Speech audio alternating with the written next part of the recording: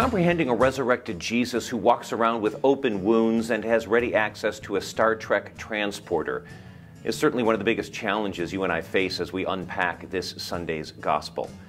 But the bigger challenge goes much deeper. As we know, Christianity is not about believing 6 impossible things before breakfast. Rather, it's about a living, breathing relationship with Jesus, something that the story of Doubting Thomas tells us all about. After the resurrection, Jesus' disciples were scared, locked up, fearful about what their allegiance to Christ might mean. Would they lose their families, their jobs, their lives, all because of Jesus? They feared the answer was yes, as they sat cooped up in some safe house, tired, hungry, and desperate, trying to figure it all out.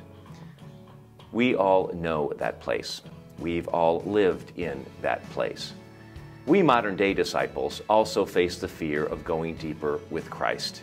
It's not arrest and torture that scares us. It's the loss of those things that brings us security, comfort, and peace. If we devote more of who we are to Jesus, will we too have to give up everything? Maybe the question scares us because we don't consider the whole answer.